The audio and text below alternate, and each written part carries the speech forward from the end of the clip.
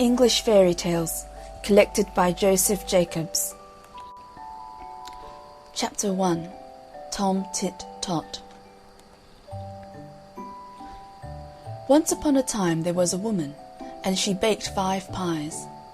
And when they came out of the oven, they were that over-baked the crusts were too hard to eat. So she says to her daughter, "Daughter," says she, "put you them there pies on the shelf, and leave 'em there a little, and they'll come again." She meant, the crust would get soft. But the girl, she says to herself, "Well, if they'll come again, I'll eat 'em now." And she set to work and ate 'em all, first and last. Well, come supper time, the woman said, "Go you and get one of them there pies. I dare say they've come again now." The girl went and she looked, and there was nothing but the dishes. So back she came and says she, "No, they ain't come again." "Not one of 'em," says the mother. "Not one of 'em," says she. "Well, come again or not come again," said the woman, "I'll have one for supper."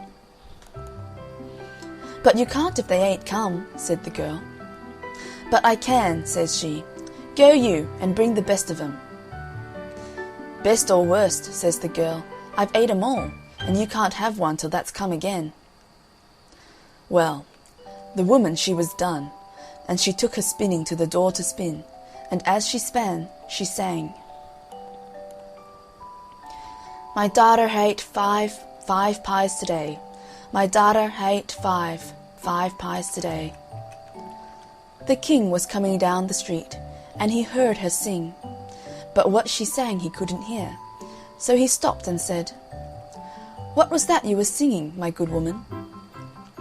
The woman was ashamed to let him hear what her daughter had been doing, so she sang instead of that, "My daughter has spun five skeins today. My daughter has spun five skeins today." "Stars o' mine," said the king, "I never heard tell of anyone that could do that." Then he said, "Look you here, I want a wife, and I'll marry your daughter.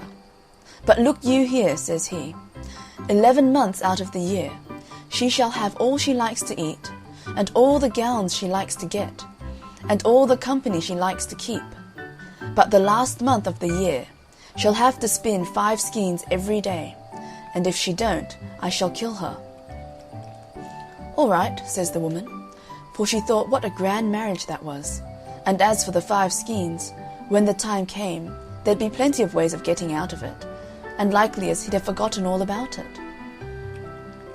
Well, so they were married, and for 11 months the girl had all she liked to eat, and all the gowns she liked to get, and all the company she liked to keep. But when the time was getting over, she began to think about the skeins, and to wonder if he had 'em in mind. But not one word did he say about 'em, and she thought he'd wholly forgotten 'em. However, the last day of the last month, he takes her to a room she'd never set eyes on before. There was nothing in it but a spinning wheel and a stool. And says he, "Now, my dear, here you'll be shut in tomorrow with some victuals and some flax, and if you haven't spun 5 skeins by the night, your head'll go off." And away he went about his business. Well, she was that frightened. She'd always been such a gatless girl that she didn't so much as know how to spin. And what was she to do tomorrow with no one to come nigh her to help her? She sat down on a stool in the kitchen, and law, how she did cry. However, all of a sudden, she heard a sort of a knocking low down on the door. She upped and oped it, and what should she see but a small little black thing with a long tail. That looked up at her right curious, and that said, "What are you crying for?" "What's that to you?" says she. "Never you mind," that said, "but tell me what you're crying for." "That won't do me no good if I do," says she. "You don't know that," that said, and twirled that's tail round. "Well," says she, "that won't do no harm if that don't do no good." And she upped and told about the pies and the skeins and everything. "This is what I'll do," says the little black thing. I'll come to your window every morning, and take the flax, and bring it spun at night." "What's your pay?" says she. That looked out of the corner of That's eyes, and That said, "I'll give you 3 guesses every night to guess my name, and if you haven't guessed it before the month's up, you shall be mine." Well, she thought she'd be sure to guess That's name before the month was up. "All right," says she, "I agree." "All right," That says, and law, how that twirled That's tail. Well, the next day, her husband took her into the room, and there was the flax and the day's food. "Now there's the flax," says he, "and if that ain't spun up this night, off goes your head." And then he went out and locked the door. He'd hardly gone when there was a knocking against the window. She upped and she oped it, and there, sure enough, was the little old thing sitting on the ledge. "Where's the flax?" says he. "Here it be," says she, and she gave it to him.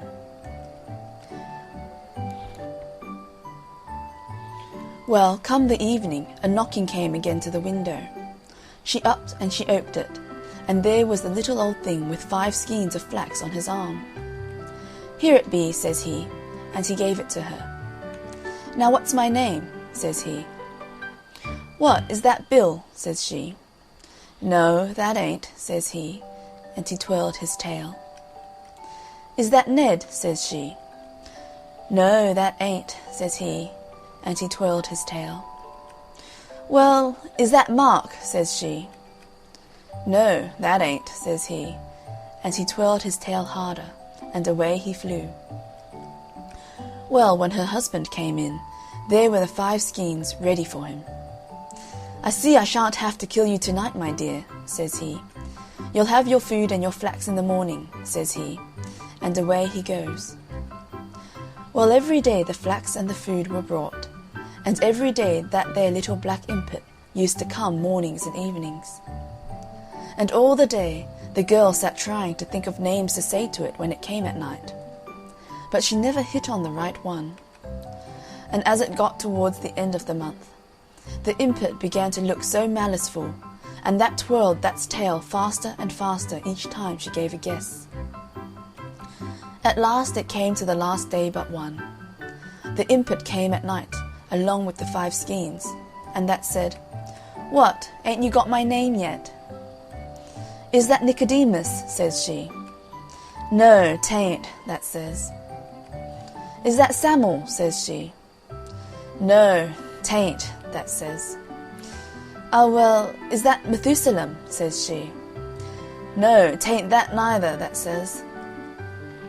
Then That looks at her with That's eyes like a coal of fire, and That says, "Woman, there's only tomorrow night, and then you'll be mine." And away it flew. Well, she felt that horrid. However, she heard the king coming along the passage. In he came, and when he sees the 5 skeins, he says he, "Well, my dear," says he, "I don't see but what you'll have your skeins ready tomorrow night as well, and as I reckon I shan't have to kill you, I'll have supper in here tonight." So they brought supper, and another stool for him, and down the 2 sat. Well, he hadn't eaten but a mouthful or so when he stops and begins to laugh. "What is it?" says she. "Why," says he, "I was out a-hunting today, and I got away to a place in the wood I'd never seen before, and there was an old chalk pit, and I heard a kind of a sort of a humming. So I got off my hobby, and I went right quiet to the pit, and I looked down. Well, what should there be but the funniest little black thing you ever set eyes on? And what was that doing but that had a little spinning wheel, and that was spinning wonderful fast, and twirling That's tail. And as that span, that sang, 'Nimmy, nimmy not, my name's Tom TiT Tot.' Well, when the girl heard this, she felt as if she could have jumped out of her skin for joy, but she didn't say a word. Next day, that there little thing looked so maliceful when he came for the flax. And when night came, she heard that knocking against the window panes. She oped the window, and that come right in on the ledge. that was grinning from ear to ear, and ooh, that's tail was twirling round so fast. "What's my name?" that says, as that gave her the skeins. "Is that Solomon?" she says, pretending to be afeard. "No, 'tain't," that says, and that came further into the room. "Well, is that Zebedee?" says she again. "No, 'tain't," says the impet, and then that laughed and twirled that's tail till you couldn't hardly see it. "Take time, woman," that says, "next guess and you're mine." And that stretched out that's black hands at her. Well, she backed a step or two, and she looked at it, and then she laughed out, and says she, pointing her finger at it, "Nimmy, nimmy not, your name's Tom TiT Tot." Well, when that heard her, that gave an awful shriek, and away that flew into the dark, and she never saw it any more. End Chapter 1. Tom TiT Tot.